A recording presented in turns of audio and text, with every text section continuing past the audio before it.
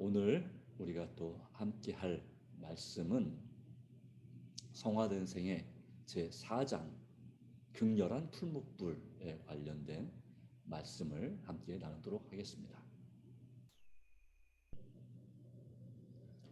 다니엘 3장 18절 말씀을 보겠습니다.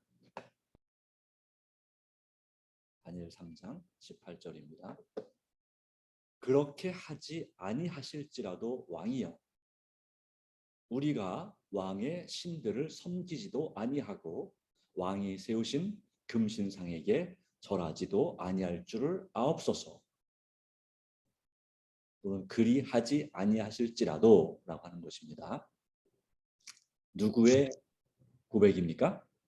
바로 이것은 다니엘의 세 친구인, 다니엘을 제외한 세 친구 하나냐, 미사엘, 아사랴, 또는 바벨론식 이름으로는 사드락, 메삭, 아벳느고가 하나님을 의지함으로 그 금신상 앞에서 하는 신앙 고백입니다. 오늘 3장 17절 말씀 가운데는 하나님께서 살아계셔서 계시다면 그분께서 우리를 그 풀무불 속에서도 건져주실 것이라고 하는 그러한 고백을 합니다. 그렇게 하지 아니하실지라도 바로 그들은 우상 숭배를 하지 않기로 결심을 합니다. 이 사건의 배경 가운데 우리는 지난 2장에서 다니엘과 세 친구가 뜻을 정하여 오직 하나님 앞에서 자신을 더럽게 하지 않기를 환관장에게 구했다는 말씀, 그리고 그 하나님의 돌보시는 역사, 그들이 하나님께 충성하기로 절제하기로 결심했을 때, 하나님 앞에 세상에 대하여 절제하기로 결심했을 때 하나님께서는 그들을 도우셨고 그들에게 지혜와 능력을 주셨다라는 사실을 우리가 함께 나눴습니다. 다니엘 2장에서 또한 이제 그 느부갓네살 왕, 다니엘의 바벨론의 왕인 느부갓네살 왕이 꿈을 꾸었을 때 그 꿈 때문에 이제 박사들이 죽임을 당하게 됐을 때 바로 그때도 그들은 하나님 앞에 그들이 함께 기도했습니다.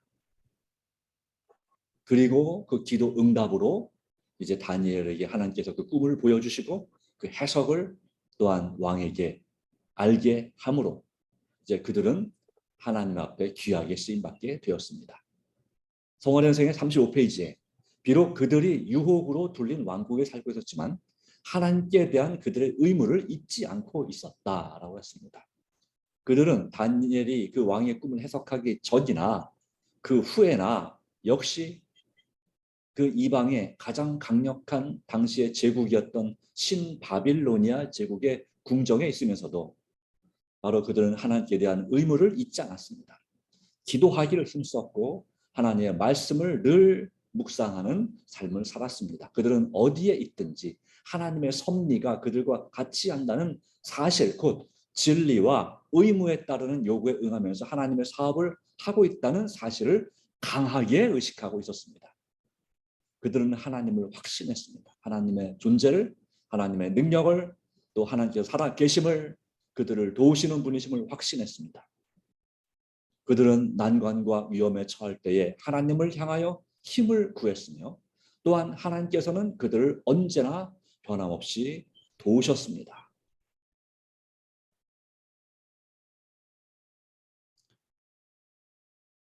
네, 바로 그러한 믿음의 배경 가운데서 다니엘 2장에 그 신상과 뜨인 돌, 하나님이 세우신 영원한 나라에 대한 그 꿈에 대하여 깊은 인상을 받았던 느부갓네살 왕은 이제 하늘로부터 직접 내려온 빛이 그에게 비치게 되어서 얼마 동안 하나님을 두려워하는 마음을 가지게 되었습니다. 이것이 첫 번째 하나님의 그 느부갓네살 왕에게 주신 하나님의 은혜였습니다. 다니엘 2장의 경험이었습니다. 이제 두 번째 하나님의 은혜가 임하는데 그것이 다니엘 3장의 역사입니다. 그리고 이제 다니엘 4장에서 느부갓네살 왕은 완전히 하나님께 굴복하게 되죠. 이 그 두 번째 중요한 역사의 장에서 이제 우리는 이 극렬한 풀물불의 경험을 하게 되는 것입니다.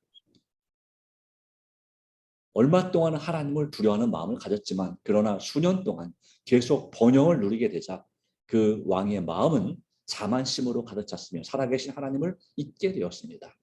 그는 더욱 더해가는 열성과 고집으로 다시 우상 숭배를 시작했는데 그가 꿈에 보았던 그 신상을 머리만큼이 아니라 전체를 다 금으로 만드는 그런 시도를 하게 됐습니다.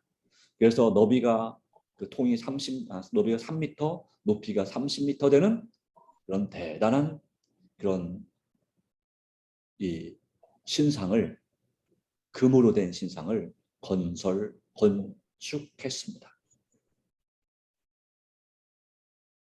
조각했다고 해야 되나요? 어쨌든 간에 그렇게 세웠습니다.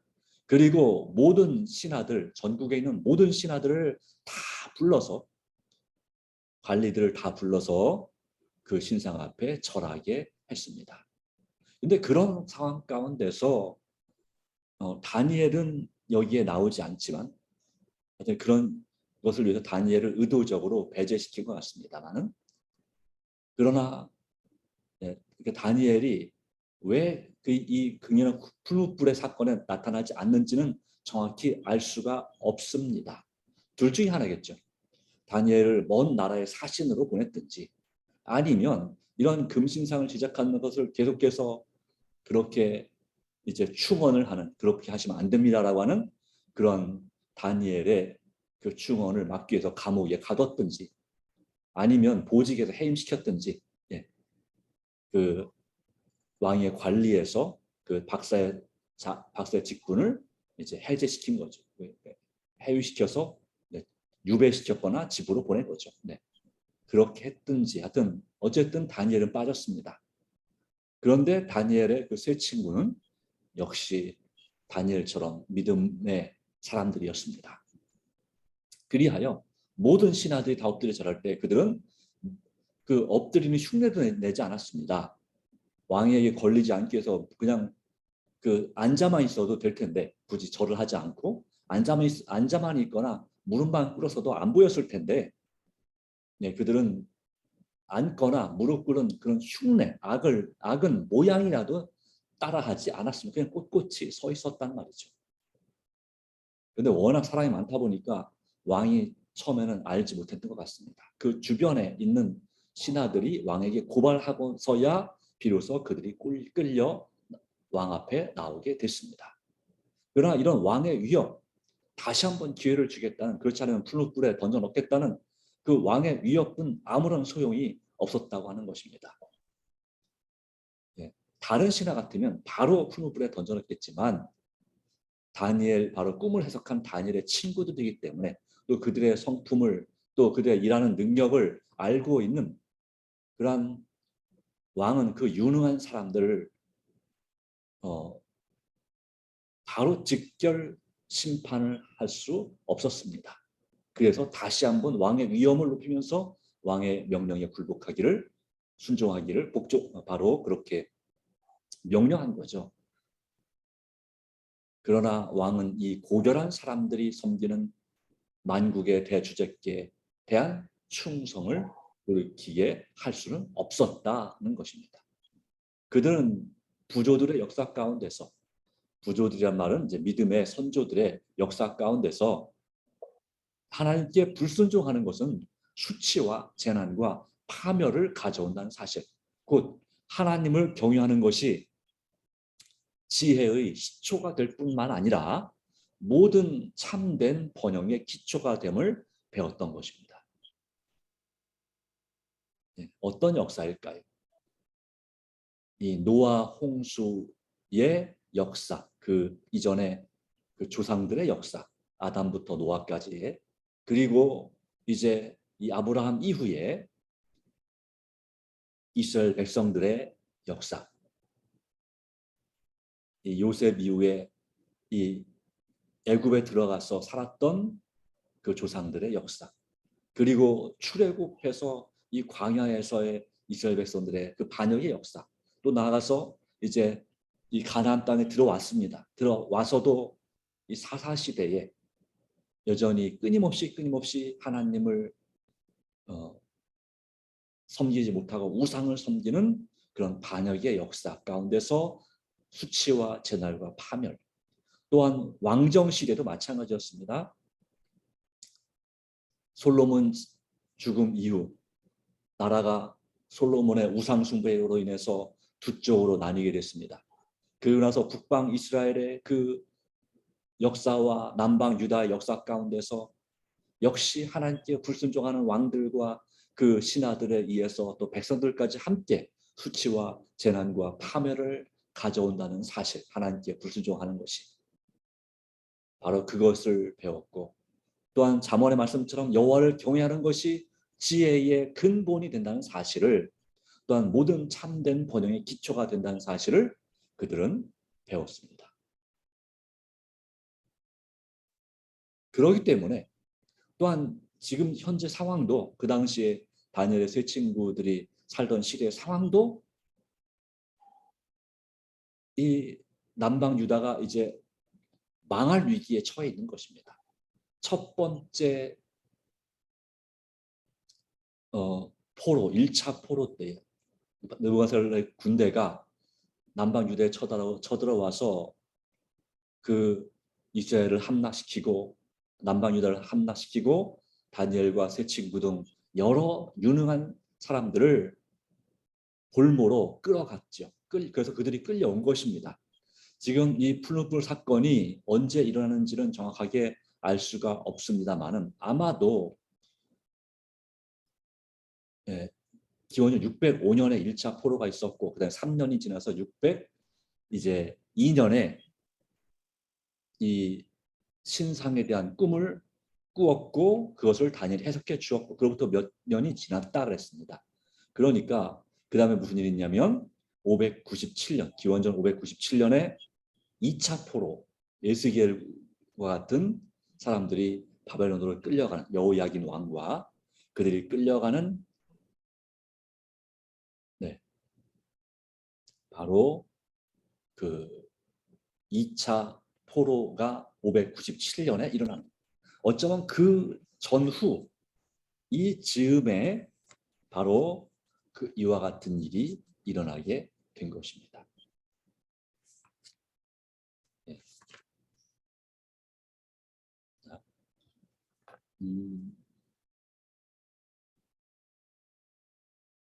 이런 상황 가운데서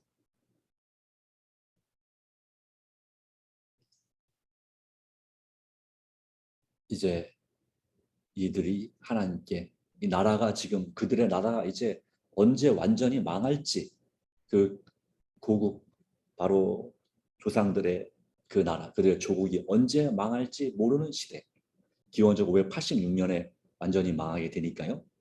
그 한 10여 년 남은, 그 당시에는 몰랐겠죠. 언제 망할지 몰랐겠죠. 예, 바로 그런 시대에 이 다니엘과 그 세 친구들은 그들의 믿음을 발휘하고 있는 것이죠. 특별히 여기는 세 친구들이 그렇다는 얘기입니다. 지금까지 하나님을 신뢰해 왔으며 하나님께서는 지금 그들을 버리지 않으실 것이라는 그러한 믿음 가운데, 확신 가운데 그들은 공손하면서도 결정적인 대답을 하였던 것입니다. 왕이여, 우리가 왕의 신들을 섬기지도 아니하고 왕의 세우신 금신상에게 절하지도 아니할 줄을 아옵소서. 그들은 바로 하나님께 대하여 그들의 목숨을 걸었습니다. 목숨을 거는 신앙. 요한계시록 2장 10절의 말씀처럼 그들은 죽도록 충성하는, 죽을지라도 충성하는 바로 그런 순교자의 신앙을 가진 사람들이 바로 이 사람들이었습니다. 그러나 하나님께서 순교를 시키실 때와 그 백성들을, 아니면 그 순교의 위기에서 구해내실 때가 있습니다. 하나님의 권세와 능력을 보여주기 위해서, 하나님께서 살아계심을 보여주기 위해서, 그리고 그 가운데 구원받을 만한 그런 영혼들이 있을 때 어떤 방법이 가장 그 영혼들을 구원하는데 효과적인지를 아시는 지혜로우신 하나님께서 때때로 그 하나님의 백성들의 하나님의 자녀들의 순교를 허락하실 때도 있습니다. 아주 비극적이지만 그러나 그 일을 통해서 그 충성된 하나님의 자녀들을 인치시는 것입니다. 하나님의 자녀로 확실히 구원하는 방법이 바로 순교입니다. 그리고 하나님의 가장 큰 영광에 참여하는 것이죠. 그것이 그 순교자들에게 그냥 그 사람들 볼 때는 안타까운 죽음이고 또는 개죽음처럼 보일지 모르겠지만 무의미한 죽음, 마치 침례 요한의 죽음처럼 그렇게 보일지 모르겠으나 그러나 하나님을 믿는 사람들에게 있어서 가장 큰 영광은 순교라고 하는 것입니다. 이것은 아무나 당하지 않습니다. 정말 그것을 당할 만한 믿음이 있는 자들이 당하는 것이 바로 이 순교입니다. 그런데 때때로 하나님께서는 그 순교를 통해서도 그 누구도 하나님을 믿게 될 가능성이 없어 보일 때에는 도리어 그들의 생명을 구하시는 기적을 일으키심으로 또한 그 사람들에게 그 주변에 있는 사람들에게 강력한 영향력을 끼치고 하나님의 살아계심을 체험하게 하는 기적을 이루십니다. 바로 이 극렬한 푸른불의 사건은 바로 그와 같은 하나님의 역사를 보여주고 있는 것입니다. 하나님께서 그분의 영광을 강렬하게 드러내실 필요가 있었습니다. 그리하여 바로 이때는 말 그대로 그들의 환난의 때, 시련의 때였던 것입니다. 이 마지막 시대에도 환난과 시련의 때가 있습니다. 지금 우리는 편안하게 예배를 드리지만 우리가 알고 있는 우크라이나, 미얀마 이와 같은 정치적으로, 군사적으로 지금 전쟁과 분쟁이 벌어지고 있는 나라의 그리스도인들은 어떨까요? 정말 그들은 진짜 목숨 걸고 하나님을 예배하는 것입니다. 생명의 위협 가운데서, 물론 북한도 마찬가지죠. 또 그런 나라들이 전 세계적으로 50개가 넘습니다.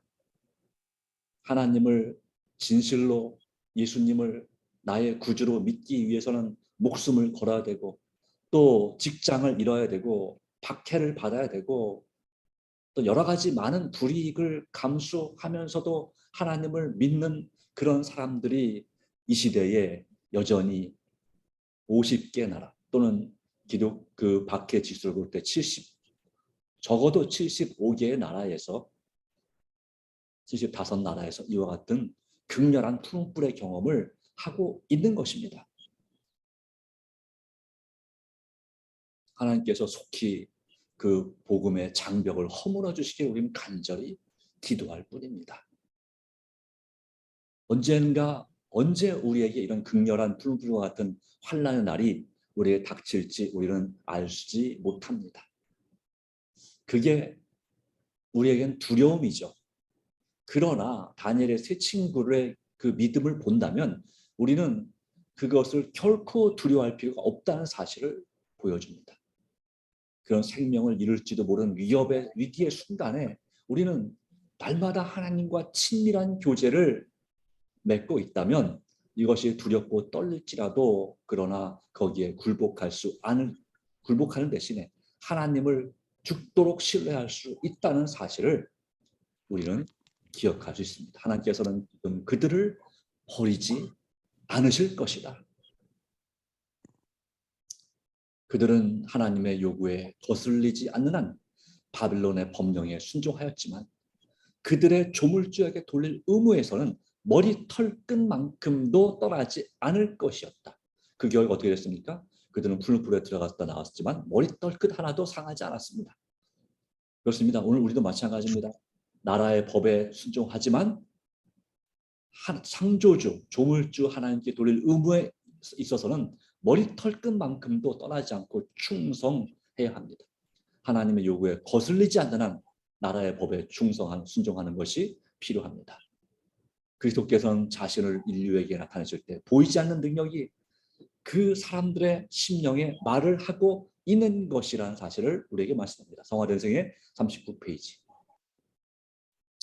그리스도께서 자신을 인류에게 나타나실 때는 보이지 않는 능력이 그 사람들의 심령에 말을 하고 있는 그런 것이다 라고 하는 것이죠. 그들은 무한하신 분과 함께 있음을 느끼게 되었습니다. 어디에서요?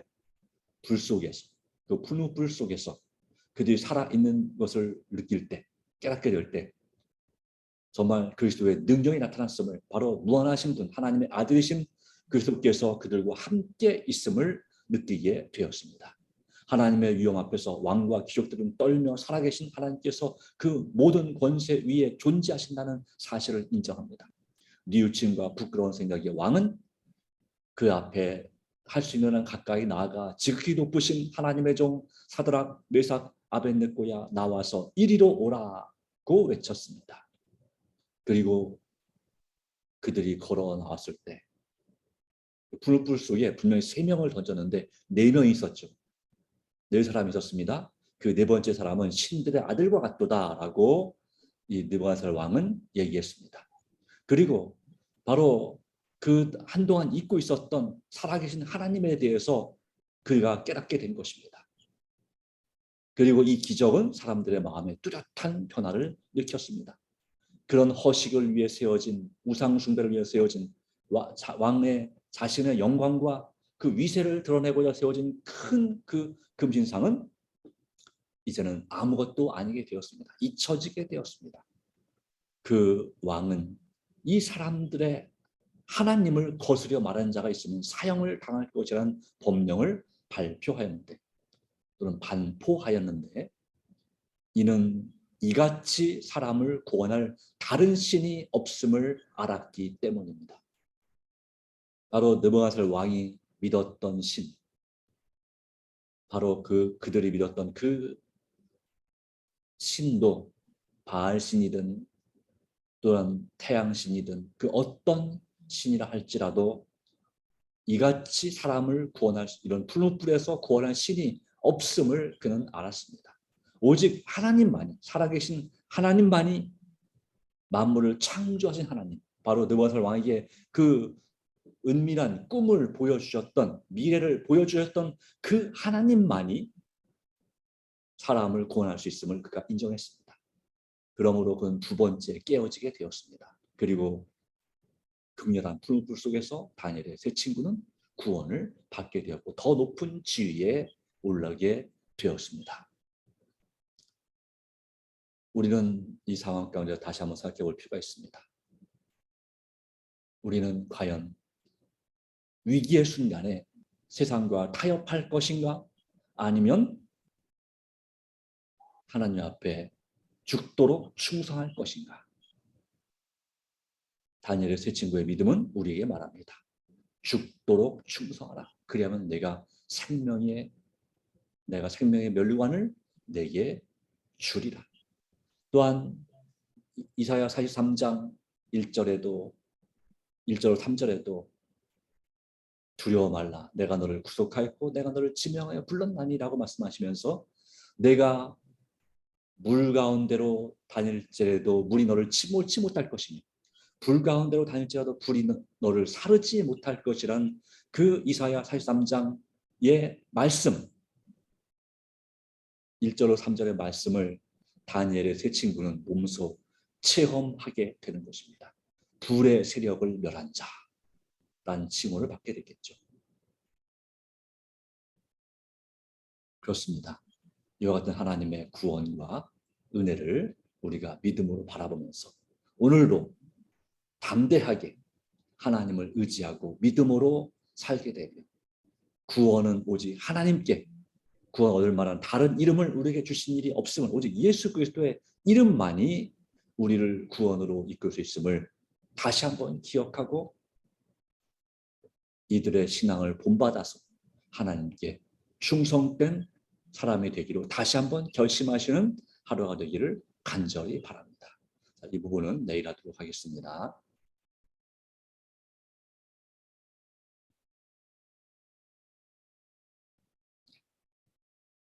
다 같이 기도하겠습니다. 하나님 아버지 주신 은혜 참으로 감사합니다. 오늘 우리에게 이 다니엘의 세 친구의 믿음을 다시 한번 되새겨 보게 하심을 인해 감사드립니다. 풀무불에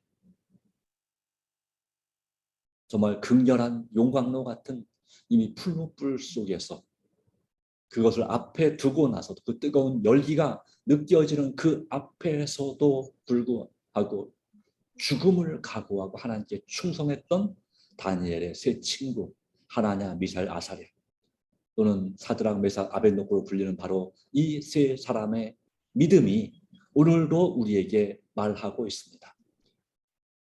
하나님께서 구원하실 것입니다. 그렇게 하지 않으실지라도 우리는 우상 숭배를 하지 않겠습니다. 하나님께 충성, 오직 하나님만을 두려워하며 그에게 영광을 돌리겠습니다. 라고 결심한 그 세 친구처럼 이 마지막 때에 재림전 심판의 시간 또는 성소 정결의 시간, 대속죄, 영적인 대속죄의 기간, 그리고 또한 이 은혜의 시기에 살고 있는 우리가 어떤 마음을 가지고 주님을 섬겨야 할지, 또 무엇이 가장 가치 있고 귀한 일인지, 어느 길이 구원의 길인지를 우리에게 알려주심을 인해 감사드립니다. 날마다 믿음으로, 날마다 말씀에 의지하여, 날마다 간절한 기도 가운데 앞으로 나가는 하나님 저 하늘을 향하여, 저 높은 곳을 향하여 날마다 나아가는 우리 삶이 되게 하여 주시옵소서. 오직 우리 자신의 힘으로는 어려운 줄 아오니 성령으로 충만케 하시고 오직 주님 안에서 말씀과 기도와 순종과 전도로 성령 충만한 삶을 살아갈 수 있도록 인도하여 주심을 믿습니다. 오늘도 우리를 도와주시옵소서. 예수님의 이름으로 간절히 기도드리옵나이다. 아멘. 감사합니다. 오늘도 주님의 은혜가 저와 여러분이 함께하기를 간절히 바랍니다. 개인 기도로서 새벽 기도를 마치도록 하겠습니다.